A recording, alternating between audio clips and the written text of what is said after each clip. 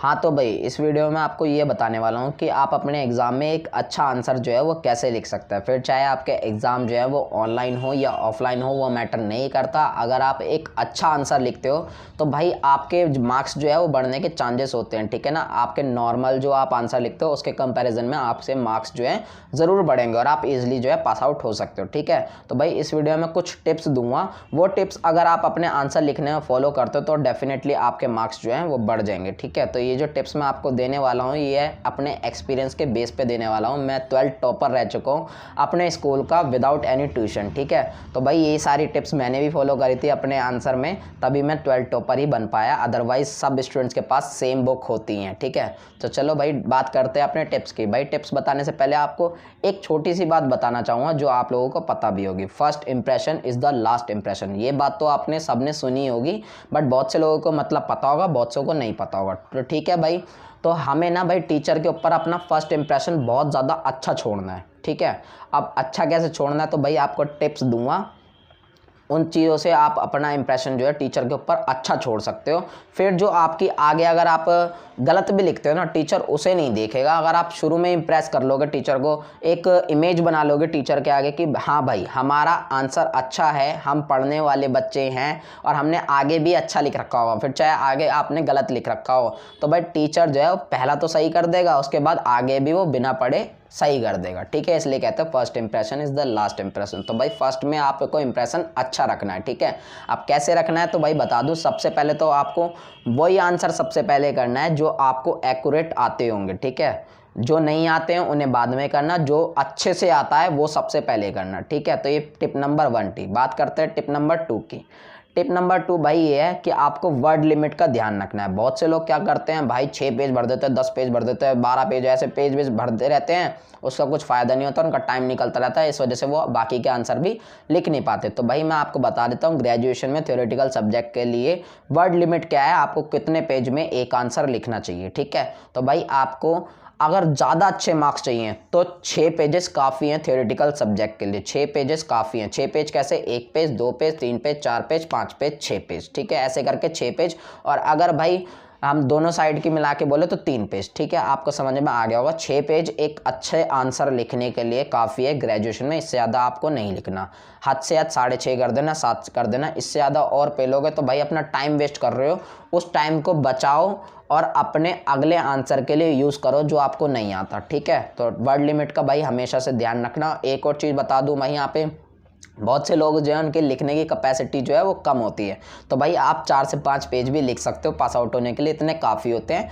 But ज़्यादा कम लिखोगे तो आपको ही प्रॉब्लम है, ठीक है। तो वर्ड लिमिट का ज़रूर ध्यान रखना, ठीक है। बात करते हैं भाई आपके तीसरे टिप की। तीसरी टिप भाई ये है कि आपको ना अपनी वर्डिंग ठीक रखनी है। वर्डिंग से मेरा मतलब है कि भाई बहुत से लोग क्या करते हैं, बिल्कुल चिपका चिपका के लिखते हैं, और बहुत से लोग हैं बिल्कुल खोल खोल के लिखते हैं। बहुत से लोग जो हैं भाई बिल्कुल छोटी छोटी राइटिंग लिखते हैं, और बहुत से लोग जो हैं बहुत बड़ी बड़ी लिखते हैं। इस पर भाई इससे टीचर के ऊपर ना गलत इंप्रेशन जाता है।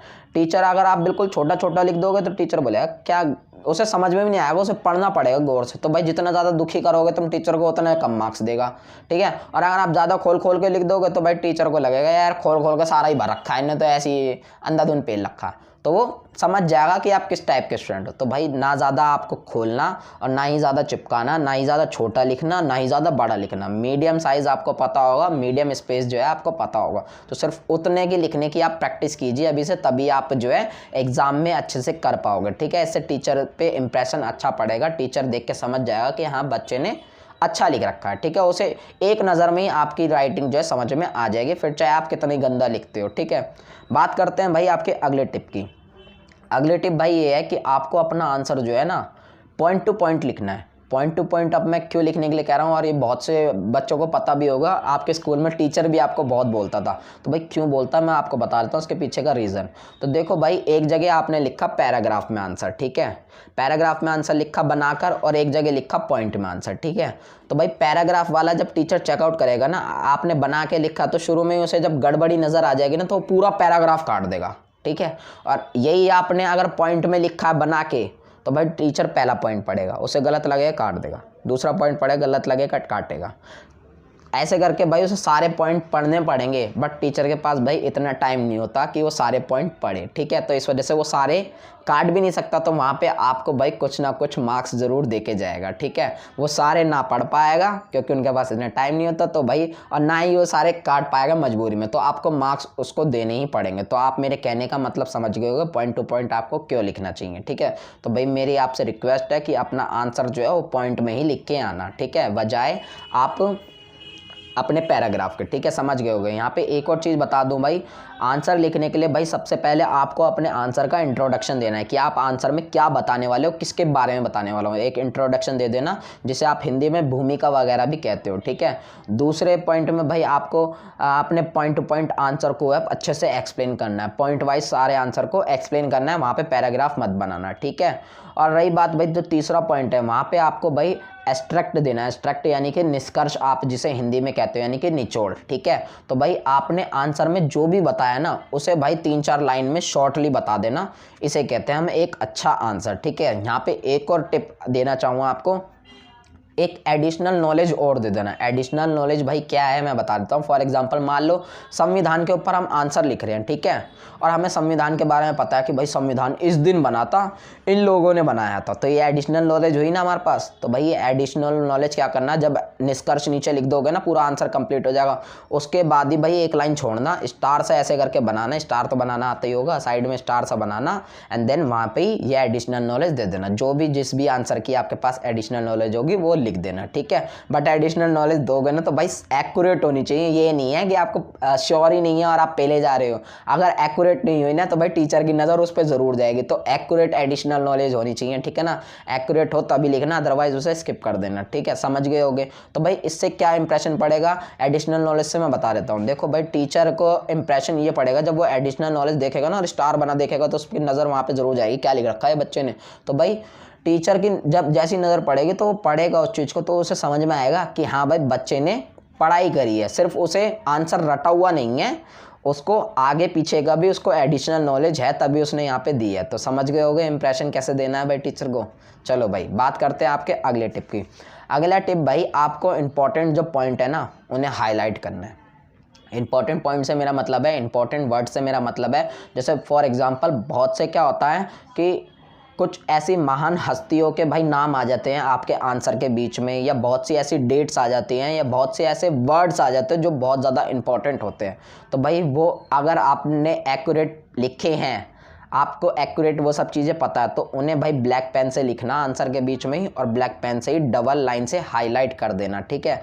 ऐसा क्यों कह रहा हूँ मैं, क्योंकि भाई टीचर की नज़र तुरंत उस पर जाएगी, क्योंकि आपने हाईलाइट कर रखे, भाई टीचर देखेगा ज़रूर हाईलाइट क्या कर रखा है इनने, तुरंत जाएगी, टीचर पढ़ेगा हाँ भाई इंपॉर्टेंट चीज़ है। और अगर आपने बीच में नॉर्मली ब्लू पेन से घुसेड़ रखा होगा बिना हाईलाइट, तो उसकी नज़र नहीं जाएगी और ना वो सारा पढ़ता, ठीक है। अगर इंपॉर्टेंट लिख रखा होगा तो वो समझ जाएगा हाँ बच्चा इंटेलिजेंट है, उसे पता है क्या इंपॉर्टेंट है क्या नहीं। तो इंप्रेशन आप दिखा रहे हो, इंप्रेशन टीचर को ज़बरदस्ती वो देखने में मजबूर कर रहे हो जो एक्यूरेट चीज़ें हैं, ठीक है ना, बजाय भाई टीचर जो है वो गलत चीज़ें पे फोकस नहीं जाएगा, उसका एक्यूरेट चीज़ों पे फोकस जाएगा, तो टीचर ऑटोमेटिक ही मार्क्स बढ़िया देगा, राइट करेगा। तो आप मेरी अगली टिप भी समझ चुके हो। बात करते हैं भाई अगली टिप की।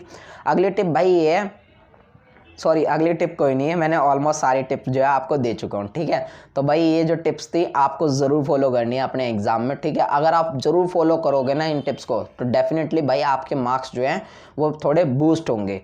आपके जो पहला नॉर्मल आंसर था उसके कंपैरिजन में भाई आपके आंसर जो है हमेशा से बूस्ट ही रहेगा, मतलब कि आपके मार्क्स जो है बूस्ट ही रहेंगे। फिर चाहे आप भाई खुद भी अपने घर में दिखा लेना किसी को भी, अगर घर में आप जो नॉर्मल आंसर लिखते हो और जैसे मैंने बताया ऐसे आंसर लिखते हो ना, दोनों में से किसी को भी चेकआउट करने के लिए दे देना, ठीक है। और उन्हें एक टाइम लिमिट भी दे देना, जैसे टीचरों के पास एक टाइम लिमिट होती है ना, तो उन्हें टाइम लिमिट दे देना, भाई तुम्हारे पास है 5 मिनट, तो 5 मिनट में चेकआउट करके दिखाओ, तो गारंटी है भाई मार्क्स इस वाले को ज़्यादा देगा। क्यों? क्योंकि वो एडिशनल चीज़ों पे फोकस करेगा वहाँ पे, ठीक है ना, जो चीज़ें पॉइंट बताएंगे इन सब चीज़ों पे फोकस करेगा, इस पे नहीं कर पाएगा ज़्यादा, इस पर तो डायरेक्ट पढ़ेगा कटापटा, अगर गलत हुआ काट देगा तुरंत। समझ गए होगे मेरी बात कहने की, ठीक है। तो बस भाई ये सब चीज़ें बतानी थी। यहाँ पे एक छोटी सी इन्फॉर्मेशन और दे देता हूँ, अगर आपको नहीं पता कि ऑनलाइन एग्जाम में क्या होता है या ऑफलाइन एग्जाम में क्या होता है, तो भाई इसके ऊपर सेपरेट वीडियो बना रखी है, फुल्ली नॉलेज दे रखी है, पूरा प्रोसीजर बता रखा है, उस वीडियो का लिंक भी नीचे डिस्क्रिप्शन में दे दिया है, जाके ज़रूर देख लेना उस वीडियो को भी। तो बस यही आपको नॉलेज देनी थी, मिलते हैं नेक्स्ट वीडियो में।